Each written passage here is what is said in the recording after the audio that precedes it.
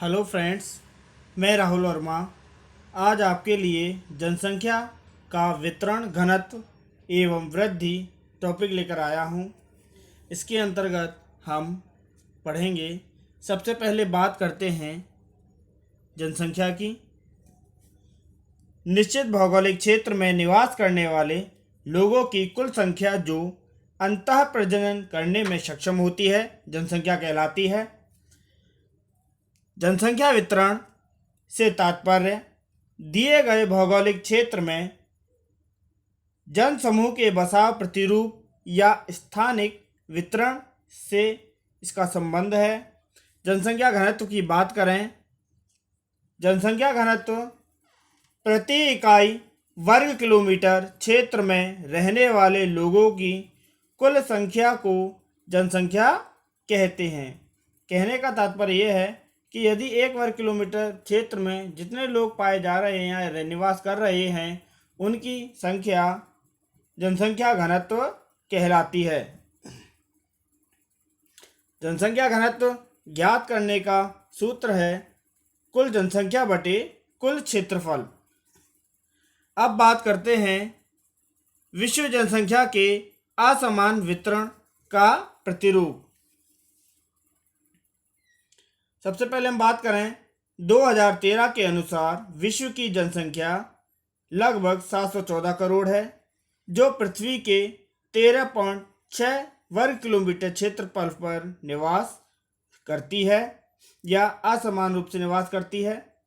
जनसंख्या के असमान वितरण को हम निम्न तथ्यों द्वारा स्पष्ट कर सकते हैं। पहले तथ्य की बात करें, विश्व की 90% जनसंख्या केवल 10% भूभाग पर निवास करती है, जबकि 90% भूभाग पर विश्व की केवल 10% जनसंख्या निवास करती है।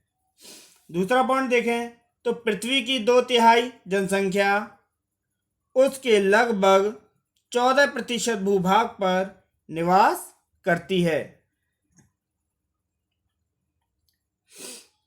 तीसरा पॉइंट देखें, विश्व की 85% जनसंख्या या 85% जनसंख्या उत्तरी गोलार्ध में तथा 15% जनसंख्या दक्षिणी गोलार्ध में पाई जाती है। विश्व की लगभग 80% जनसंख्या हमें 20 डिग्री से 60 डिग्री उत्तरी अक्षांशों के मध्य मिलती है। और आगे देखें तो विश्व की लगभग 75% जनसंख्या महाद्वीपों के किनारों पर बसी हुई है।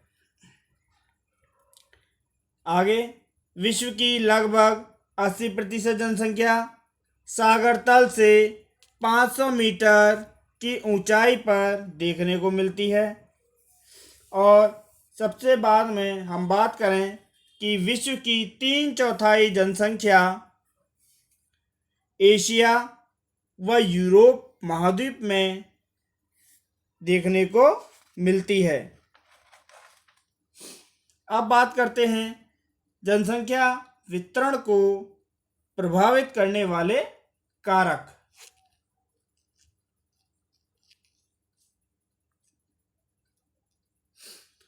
सबसे पहले बात करें जनसंख्या वितरण की तो एशिया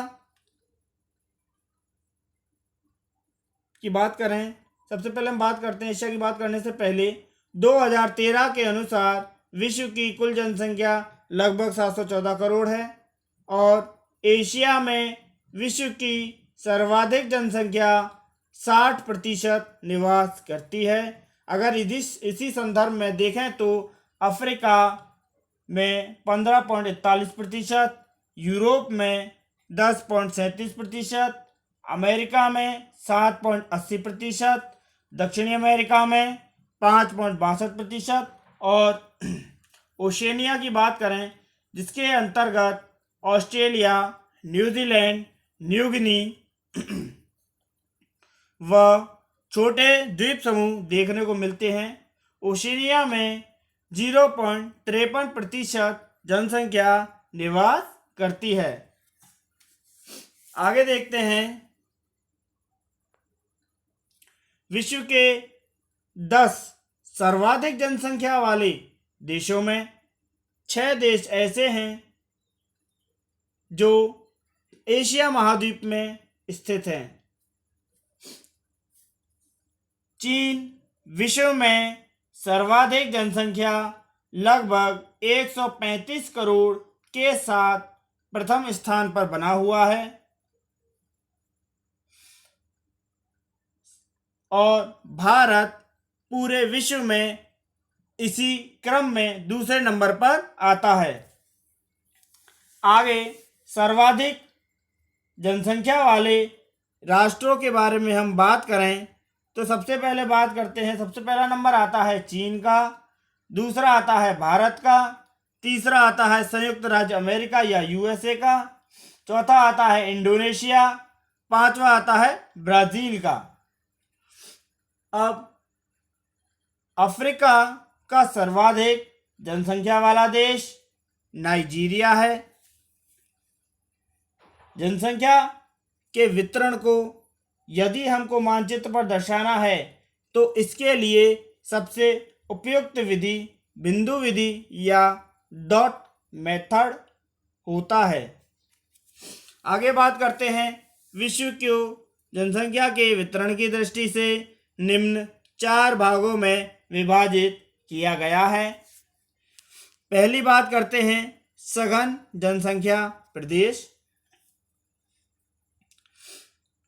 इसके अंतर्गत पूर्वी एशिया के चीन, जापान, दक्षिणी एशिया के भारत, पाकिस्तान, बांग्लादेश, उत्तरी पश्चिमी यूरोप के ब्रिटेन, जर्मनी, फ्रांस, पूर्वी व उत्तरी अमेरिका तथा दक्षिणी पूर्वी कनाडा आदि देशों को सम्मिलित किया जाता है। उत्तरी अमेरिका में 1779 की औद्योगिक क्रांति के उपरांत जनसंख्या में वृद्धि तीव्र गति से हुई है। आगे देखिए, बात करते हैं हम, इस मैप में दर्शाया गया है कि सघन जनसंख्या के जो क्षेत्र हैं वह इस ब्लैक रो से दर्शाए गए हैं,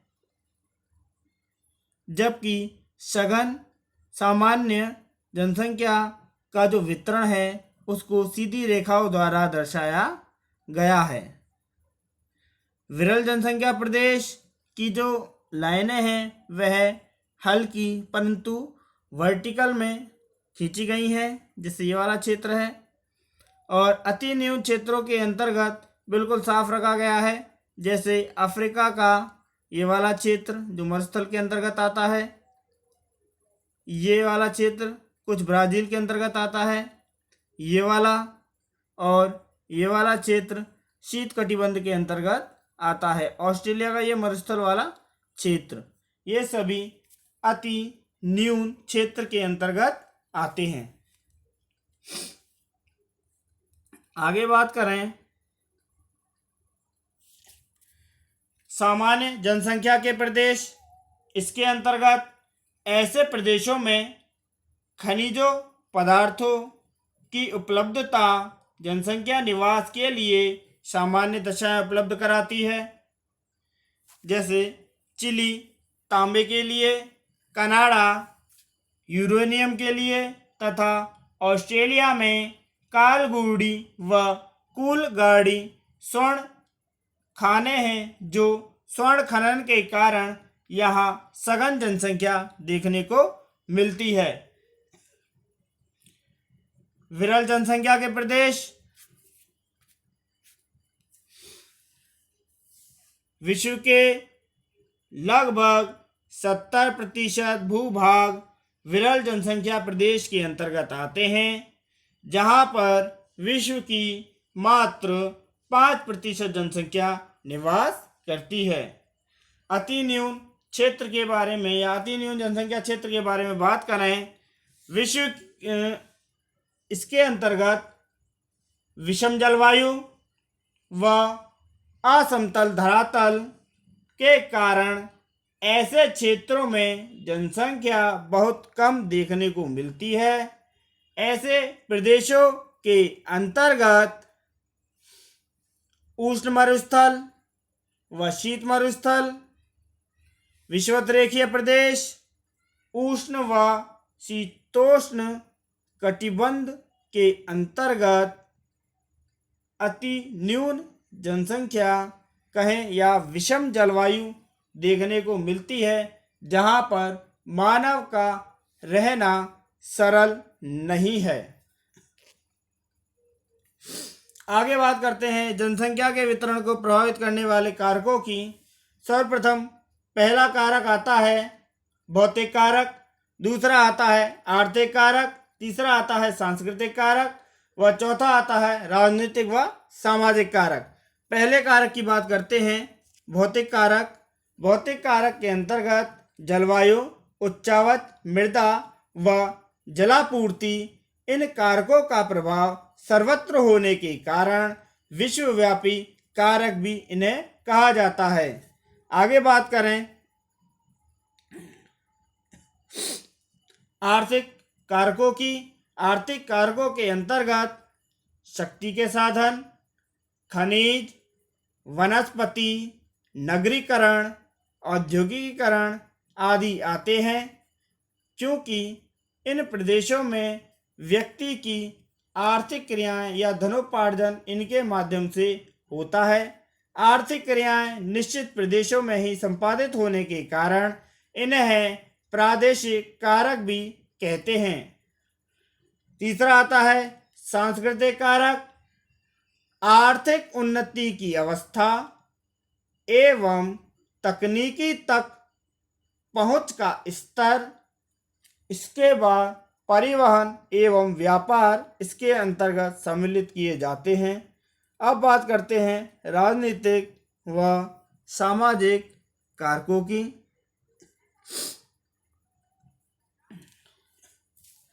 राजनीतिक कारकों में राजनीतिक स्थिरता, देशों की पारस्परिक निर्भरता। सामाजिक कार्य में सामाजिक रीति रिवाजों, धार्मिक विश्वासों और जीवन के प्रति दृष्टिकोण का प्रभाव भी जनसंख्या के वितरण पर होता है। राजनीतिक दृष्टि की और बात करें हम, जैसे हमारा जो रोहिंग्या का जो मुद्दा उठा था कि उनको एक देश से निकाल दिया गया था और उस देश में उनको रखने के लिए तैयार नहीं थे, तो ये सब कारण भी क्या है, राजनीति से ही प्रभावित थे। दूसरे कारण की बात करें सामाजिक कारकों के अंतर्गत कि चीन में एक ऐसी जनजाति देखने को मिलती है कि ये लोग अपने पूर्वजों की समाधि को छोड़कर भी कहीं भी जाना पसंद नहीं करते हैं, और यही कारण है कि वहाँ पर जनसंख्या का और भी आधिक्य देखने को मिलता है। अब बात करते हैं जनसंख्या महासमूहों की। विश्व को 4 जनसंख्या महासमूहों में विभाजित किया जाता है। ऐसा विशाल जनसमूह जो अनेक नगरीय व उपनगरीय क्षेत्रों की जनसंख्या के आपस में संलग्न होने से निर्मित होता है, जनसंख्या महासमूह कहलाता है। विश्व की जनसंख्या का लगभग 80% भाग विश्व के 4 महासमूहों में बसा हुआ देखने को मिलता है। पहला है एशियाई जनसमूह, दूसरा है यूरोपीय जनसमूह, तीसरा है अमेरिकी जनसमूह, चौथा है अफ्रीकी जनसमूह। ठीक है दोस्तों, आज के लिए बस इतना ही।